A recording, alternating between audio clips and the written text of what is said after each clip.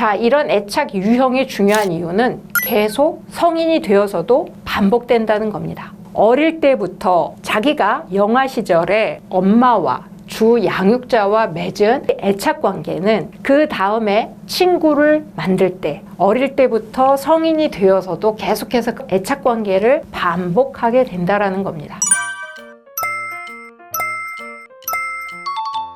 아동 양육의 문화적 차이를 반영하는 것으로 보이기는 하지만 우리나라 애착 유형은 대체로 서구 아동과 유사한 비율을 보이고 있고요. 어떻게 보면 이러한 문화의 영향도 있지만 양육자의 양육 방식의 영향이 더 크다라고 볼 수가 있는데요. 문화의 차이도 물론 무시할 수는 없습니다. 이를테면 동양 문화권은 서양 문화권에 비해서 훨씬 더 많이 안아주고 아이와 애착적인 행동들을 많이 보이고 그리고 어릴 때부터 많이 애정적인 행동들을 계속하고 있죠. 서양권 문화에 비해서. 그렇지만 그럼에도 불구하고 안정 유형보다는 우리나라 아이들 같은 경우에는 저항 유형들이 약간 더 비율이 높은 편이기는 합니다. 자, 그런데 중요한 건 제가 말씀드렸죠. 애착은 이런 문화적인 영향보다는 양육 태도와의 관계가 훨씬 더 밀접하다라고 볼 수가 있는데요. 영아가 주위 사람들에게 받는 관심의 종류에 따라서 애착 유형이 달라질 수 있다라는 것입니다.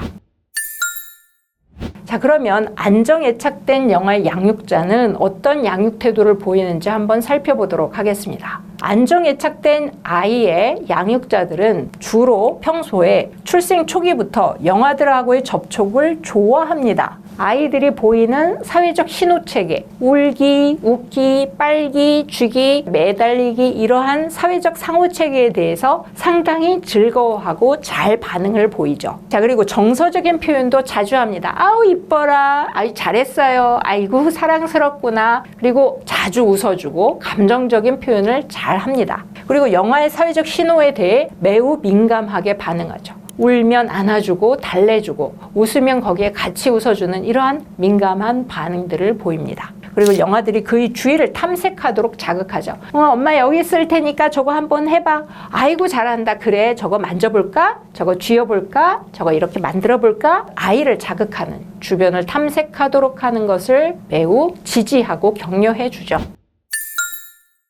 자, 그러면 저항 애착된 영아의 경우에는 양육자가 어떤 양육 태도를 보이는가? 저항 애착된 영아의 양육자의 양육 태도의 핵심 키워드는 바로 뭐냐면 비일관성입니다. 즉 양육 태도, 양육 행동이 일관적이지 않다라는 말인데요. 자신의 기분에 따라 영아에게 애정적으로 대했다가 자신이 컨디션이 좋고 기분이 좋으면 막 웃어주고 아이가 울어주면 달래주고 아우 이뻐라 라고 했다가 내키지 않으면 그냥 내버려 두는 거죠. 어떤 때는 아 조용히 해 이렇게 소리를 지르기도 하고 짜증을 내기도 하거나 아니면 관심을 두지 않는 이런 일관성이 없게 반응하고 무반응을 보이는 경우, 이런 경우에 저항 애착이 된다는 거죠. 자, 이런 비일관적인 양육 태도로 아이에게 반응을 보이면 아이가 갖는 기분의 기본적인 기분은 뭘까요? 불안이겠죠. 어떨 때는 안아주고 어떤 때는 안 안아주고 어떤 때는 보살펴주는 것 같은데 어떤 때는 내가 아무리 울어도 나를 안아주지 않고, 이런 모습에 아이는 당연히 불안을 느끼게 되고, 그래서 낯선 상황 실험에서 떠났을 때 아이는 큰 분노를 보이게 되는 거죠.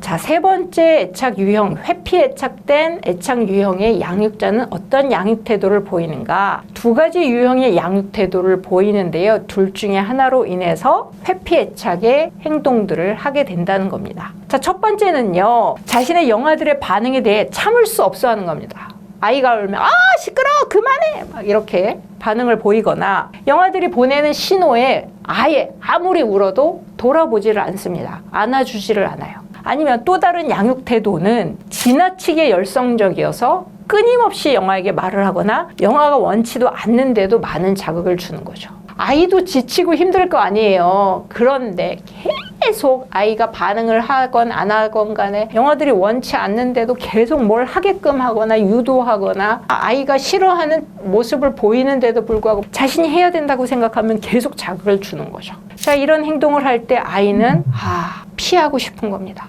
그래서 회피 애착의 행동들을 나타내게 되는 거죠. 자, 혼란 애착된 영아의 양육자는 어떤 애착 행동을, 애착 태도를 보이냐면 어떻게 보면은 아이에게 있어서는 가장 부정적이지 않을까라고 생각이 드는데, 양육자는 영아를 무시하거나 학대를 하게 되면 아이는 이런 혼란 애착의 유형을 보이게 된다는 것입니다.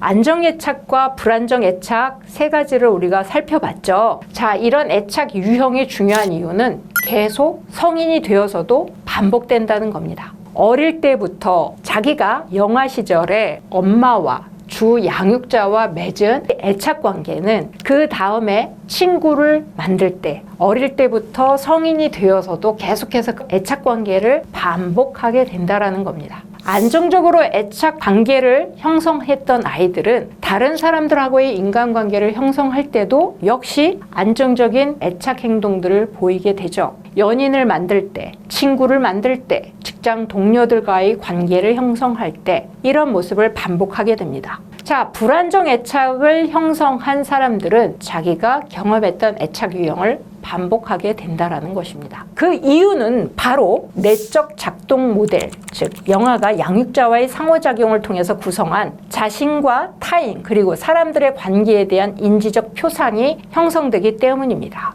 아이는 안정애착의 관계에서는 자신이 소중하게 다루어지고 있고 사랑받고 있다. 그래서 나도 그 애정을 표현하고 애정적인 관계, 친밀한 관계를 형성해야 된다라고 하는 인지적 표상이 만들어집니다. 자, 그런데 불안정 애착의 경우에는 내가 소중하게 다뤄지는 경험보다는 나를 보살펴주지 않는구나, 내가 소중한 존재가 아니구나, 그리고 나를 돌봐주는 저 양육자는 내가 믿을 수 없구나 라고 하는 인지적인 표상이 생기죠. 아이는 이게 타인에 대한 인지적 표상으로 만들어지게 됩니다. 그래서 타인을 접할 때 타인에게 신뢰보다는 불신, 그리고 무관심, 그리고 두려움, 불안한 관계로 인지적 표상이 형성돼서 그것이 계속해서 반복될 가능성이 있다라고 볼 수가 있는 거죠.